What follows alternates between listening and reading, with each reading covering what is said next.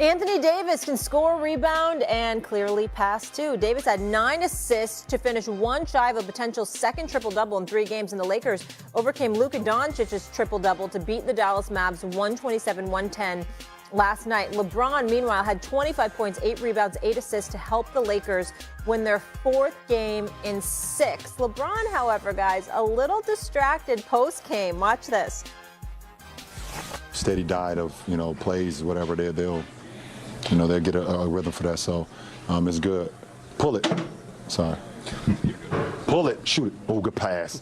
Catch the ball, man. How was Bronny looking in that game? He's doing well. How's USC looking? They've been better.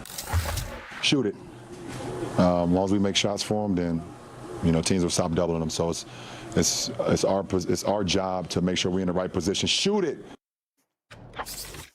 Wendy, that's hilarious. LeBron trying to do the post-game press conference, like coaching his son. We've all seen that through the TV screen. Your thoughts? Well, first off, how cool was it that LeBron was live on ABC national TV last night and Bronny was playing live on ESPN at the same time? That's a great moment. Secondly, LeBron's one of the greatest multitaskers I've ever encountered.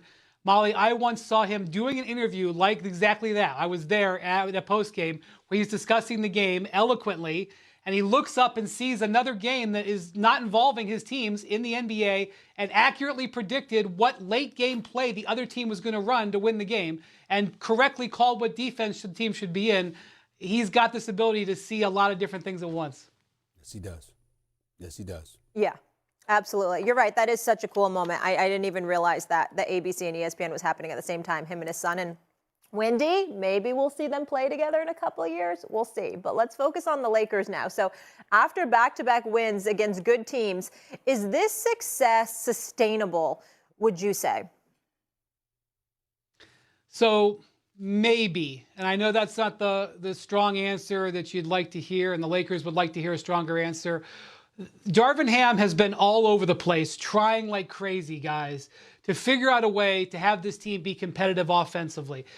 I don't think I've ever seen a team that's a competitive team like the Lakers get boat raced in the first quarter as much as they have this year. And his latest move is to put his 2 guards, his 2 scoring guards, Austin Reeves and D'Angelo Russell, into the starting lineup. This is how they started the season, and it was a disaster. They were getting blown out every first quarter, and basically he was forced to break Austin Reeves and D'Angelo Russell up. Well, over these last few games, D'Angelo Russell has come back to life. And this is really a core issue with the Lakers.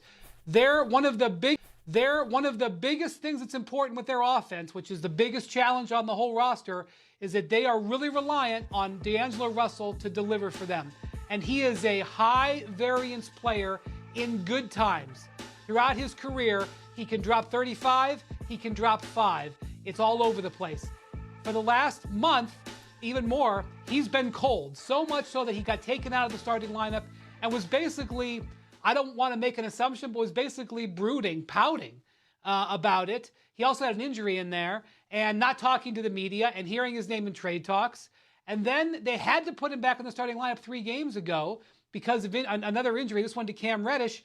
And he's been hot, and he's been awesome. And all of a sudden, Anthony Davis has 25 assists in 3 games, the most in his career. Yeah, he's passing the ball. Anthony Davis is having an excellent season. But it's because he's passing the ball to a guy who's making the shots. So, yeah, Stephen A., when the Lakers are at their top offensively, when D'Angelo Russell is hitting shots, of course they are a formidable team. But you just can't trust him from one week to the next, which is one of the reasons he's been involved in trade talks.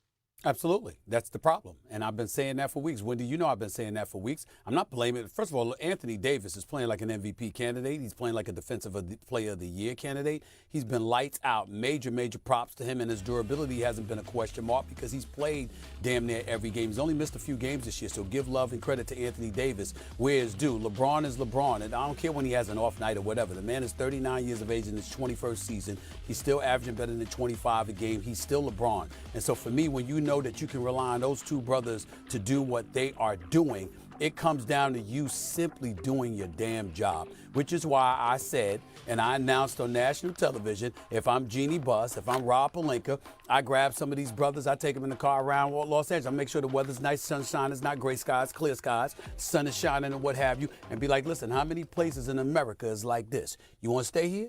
Or you want to go back to Minnesota? You want to go someplace else? Because we ain't going to tolerate this. You got to do something. Now, it's not an accident that 8 of D'Angelo Russell's team-high 29 points came off of passes from Anthony Davis, like you pointed out. When Anthony Davis gives him the ball, it ain't like Anthony Davis just started giving him the ball. He's been giving him the ball. It's just that he wasn't making shots. He was missing shots. When D'Angelo Russell is making shots, that makes their offense that much more potent and formidable. Why? Because it freed things up a little bit more for LeBron James, for Anthony Davis. They can't, like LeBron said, they can't double as quickly on Anthony Davis when you got D'Angelo Russell to worry about if he's kicking the ball out to him. By the way, let's get Austin Reeves more involved in the activities. He played summer ball this year, obviously came into this season, didn't start off strong. It wasn't just D'Angelo Russell that wasn't getting it done. It was Austin Reeves who wasn't getting it done either. We have to literally call it like it is from the standpoint that if D'Angelo Russell and Austin Reeves play up to their potential, the Lakers could go on a run and could even go to a conference finals. Without those two doing what they got to do, the Lakers would be lucky to make the play-in. This is not a franchise that's about LeBron James and Anthony Davis. They've shown you what they can do and are willing to do. It's the other guys that have to step up. And two of those key guys are Austin Reeves and D'Angelo Russell. And by the way, you traded Rob Pelinka. You didn't trade, but you acquired Gabe Vincent in the offseason. I don't know if you should have let go of Schrader. Because guess what? Dennis Schrader, when he was on the team last year, I mean, this dude was an energizer bunny. He came off the bench. He could make shots. He was clutch. He could make free throws. He had moxie. He was tough. I would not have let him go. I would have found a way to keep him and run it back again. The fact that they don't have him and they got a Gabe Vincent who can ball but clearly has been injured and hasn't really played this year has really compromised their success as well. Wendy, let me ask you this. Big trade yesterday. What impact do you think the Pacers acquiring Pascal Siakam will have in the East? Well, look, Pascal Siakam and Tyrese Halliburton are going to fall in love with playing with each other because Siakam is a great transition up-tempo player, and nobody is better in transition than Halliburton, and nobody runs more almost in the NBA than the Pacers. You're going to start seeing highlights immediately, and they're a serious contender to be the number 4 seed, I think. You can look how tightly packed the East is. I think they've taken a major step forward.